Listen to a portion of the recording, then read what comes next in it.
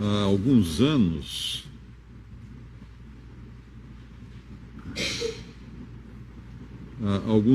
eu preguei uma mensagem do Evangelho com o título Missão de Resgate. Quem quiser encontrar, pesquisa no Google Missão de Resgate, Mário Persona, vai achar. Eu acho que era só em áudio que foi publicado na web. E nessa eu explico basicamente que o Evangelho é uma missão de resgate. O Evangelho não é querer ensinar ninguém a nadar e nem salvar o navio. É resgatar os que estão perdidos, os que estão afundando junto com o barco. E eu recebi ontem uma mensagem de uma mãe dizendo assim: eu estava tentando ajudar minha filha com algumas dúvidas que ela tinha a respeito do Evangelho. E num certo momento eu falei para ela que o Evangelho é uma missão de resgate. E quando eu falei isso, ela ficou quase um minuto de boca aberta e olhos arregalados e disse: agora eu entendi. Você imagina a minha alegria? Isso vindo de uma mãe. A filha entendeu que é uma missão de resgate. E é uma missão de resgate porque, na realidade, é isso que Cristo faz com todo aquele que crê nele como Salvador. Quando Paulo escreveu uma carta, quando Pedro escreveu a sua carta, ele escrevia a pessoas que tinham se convertido a Jesus, que já tinham assegurado a sua salvação, tinham crido que ele veio morrer pelos nossos pecados e na cruz levou todos os nossos pecados e que o seu sangue nos purifica de todo pecado. Então, a essas pessoas, Pedro estava escrevendo, e ele disse: sabendo que não foi com coisas corruptíveis, como prata ou ouro, que fostes resgatados da vossa vã maneira de viver, que por tradição recebeste dos vossos pais, mas com precioso sangue de Cristo, como de um cordeiro imaculado e incontaminado, o qual, na verdade, em outro tempo, foi conhecido ainda antes da fundação do mundo, mas manifestado nesses últimos tempos por amor de vós. E por ele credes em Deus, que o ressuscitou dos mortos e lhe deu glória, para que a vossa fé e esperança estivessem em Deus. Isso aqui, Pedro, ele escreve para pessoas que conheciam a Cristo. E ele está falando que elas tinham sido resgatadas, elas tinham sido redimidas, e redimidas por sangue, e sangue de um cordeiro que tinha sido conhecido antes da fundação do mundo. Essa é a chave para entender. O cordeiro que era conhecido antes da fundação do mundo e foi manifestado nesses últimos tempos, pelo amor de vós. O que queria dizer isso? Que antes que existissem todas as coisas, Deus já tinha selecionado um cordeiro para morrer e com o seu sangue limpar os pecados dos pecadores, antes que os pecadores existissem. Antes que existisse mundo, antes que existisse sangue, Deus já tinha determinado isso. E quando Jesus entra no mundo, João Batista aponta para ele e fala: eis o Cordeiro de Deus que tira o pecado do mundo. Como assim? Porque ele ia morrer como um sacrifício, sendo a concretização de milhares de sacrifícios de animais que tinham sido mortos durante o Antigo Testamento todo, para cobrir, para lembrar desse cordeiro que um dia viria para um sacrifício definitivo e eficaz, porque todos os outros sacrifícios de animais não tinham poder de tirar pecados, apenas um teria. Mas era esse que tinha sido conhecido antes da fundação do mundo. E isso é uma chave importante para nós. Muitas vezes eu encontro pessoas: eu tenho a minha religião, eu acredito que a minha religião vai me salvar, a minha igreja vai me salvar. E a minha questão é: essa sua religião ou essa sua igreja, ela era conhecida antes da fundação do mundo? Ela já existia antes da fundação do mundo? Porque o Cordeiro de Deus, que é Jesus, o Filho de Deus, que veio ao mundo em carne, ele é Deus e homem. Ele se fez homem, mas ele existia na eternidade como Deus, como Filho de Deus eterno, como Filho eterno de Deus. A sua religião já existia na eternidade? Mas eu acredito que se eu for uma boa pessoa, a minha caridade, o meu esforço, a minha bondade vão me salvar, e o seu esforço, a sua bondade, a sua caridade foram conhecidas antes da fundação do mundo? Você é tão velho assim? que você já existia antes da fundação do mundo para ter feito caridade lá atrás. Então é muito importante isso, porque isso é o resumo, é basicamente o resumo do que é o Evangelho. E eu estava hoje pensando numa historinha, porque esse Evangelho ele tem um impacto nas pessoas. E sempre é um impacto para A ou para B, para cima ou para baixo. Ele não tem meio termo no Evangelho. A Bíblia deixa muito claro, ou você está salvo ou você está perdido. Como diz a passagem, escolhe hoje a vida. Eis que te proponho a vida ou a morte. Escolhe a vida. Não tem meio termo. Ninguém vai ficar com um pé na terra e um pé no bote. Pescador sabe que se você pisar na terra, pisar no bote, a sua perna abre e você cai na água. Não tem jeito de ficar. Então, sempre que o Evangelho é pregado, ele causa um efeito. E eu queria que, durante essa mensagem, você perguntasse a si mesmo, que efeito isso causa em mim? Eu me lembrei hoje de uma história que é contada, eu acho que até já contei em alguma palestra de vendas, em algum treinamento de vendas. Havia uma fábrica de calçados, Estados Unidos, Europa, qualquer país desenvolvido, que queria ampliar as suas vendas para um país do terceiro mundo. Então, ela manda 2 vendedores para esse país. E esses vendedores, um país muito pobre, muito ainda pouco desenvolvido, um vendedor chega lá, manda um telegrama, isso é a história do tempo do telegrama, dizendo assim, cancele os investimentos. Aqui não tem mercado. A população anda descalça. O outro vendedor mandou um fax, e-mail, telegrama. Mandou um telegrama, é tanta tecnologia que eu já esqueci as velhas.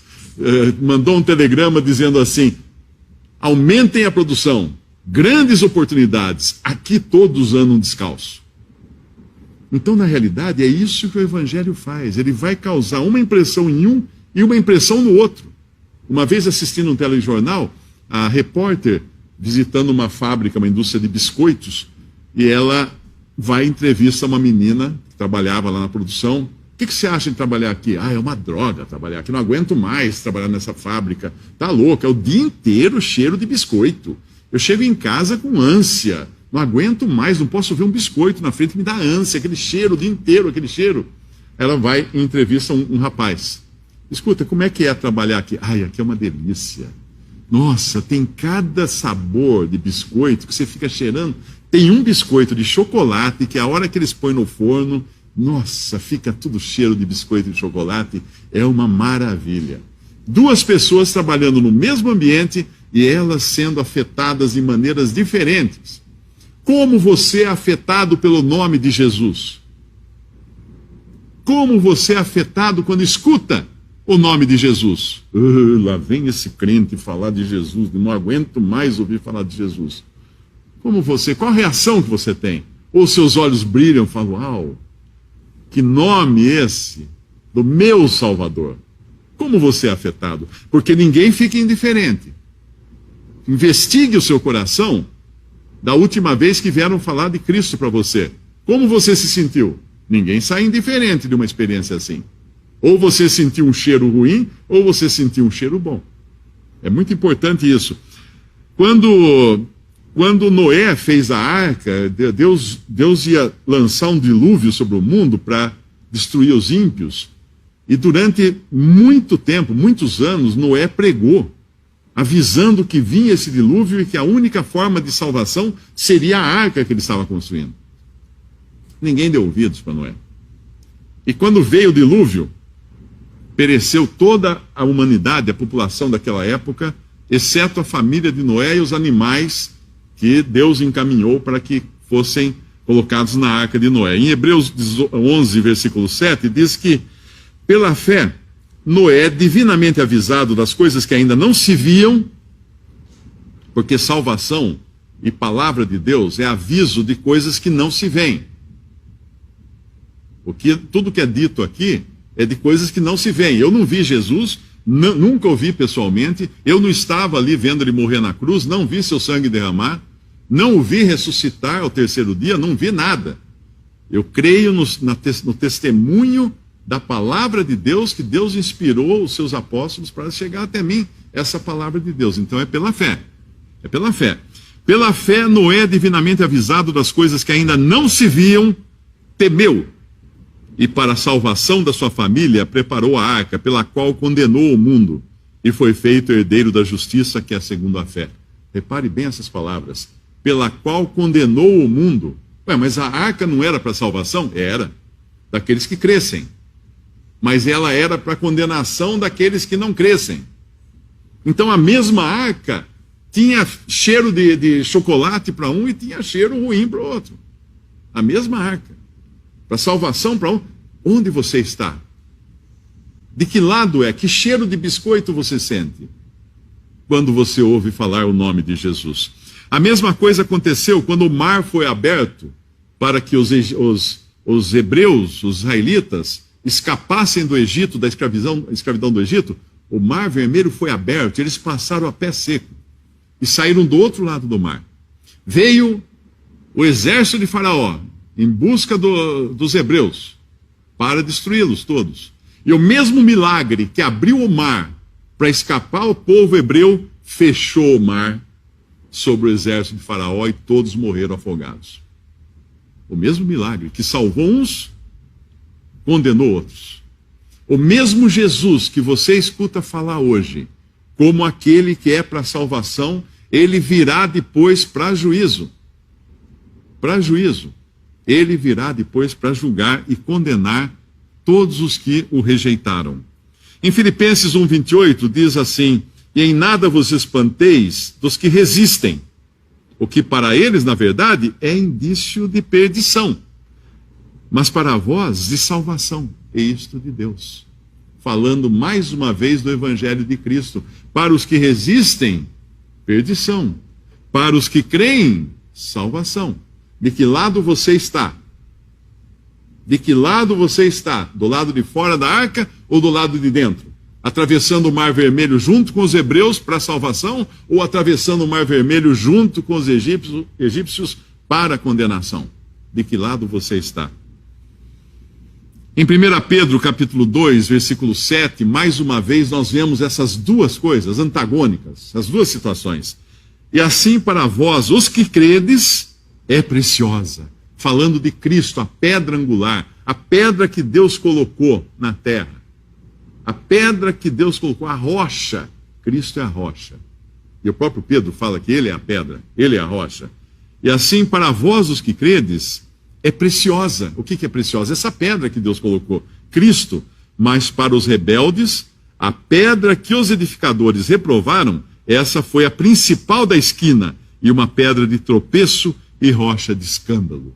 Quando Deus deu aos apóstolos a missão de iniciar aqui a casa de Deus, que seria a esfera de todos aqueles que adoram a Deus, a pedra angular dessa casa de Deus foi Cristo. Pedra de esquina, que Pedro fala aqui. O próprio Pedro está falando. Alguns falam que a pedra é Pedro. Não, a pedra é Cristo. Pedro falou que a pedra é Cristo. Se alguém tem dúvida, pergunte a Pedro. Ele está falando que a pedra é Cristo. Ele está respondendo que a pedra é Cristo. A pedra angular. A pedra angular. A pedra que os edificadores reprovaram, que seriam aqueles que deveriam ter aceitado a Cristo, que era todo o povo hebreu e os sacerdotes dos judeus, essa foi a principal de esquina. A pedra rejeitada foi a principal de esquina, e uma pedra de tropeço e rocha de escândalo. Ai de quem cai sobre essa pedra. Ai de quem tropeça nessa pedra. A mesma pedra que Deus usou para a sua edificação da sua casa nesse mundo, uma casa espiritual, é uma pedra de tropeço para aqueles que não creem. A mesma pedra. Percebe? Uma mesma coisa tem duas funções totalmente opostas. E em 1 Tessalonicenses, capítulo 5, versículo 2, porque vós mesmos, falando, escrevendo mais uma vez para cristãos, para pessoas salvas, vós mesmos sabeis muito bem que o dia do Senhor virá como ladrão de noite. Pois que quando disserem a paz e segurança, então lhes sobrevirá repentina destruição, como as dores de parto àquela que está grávida, e de modo nenhum escaparão. Mas vós, irmãos, já não estáis em trevas, para que aquele dia vos surpreenda como um ladrão, porque todos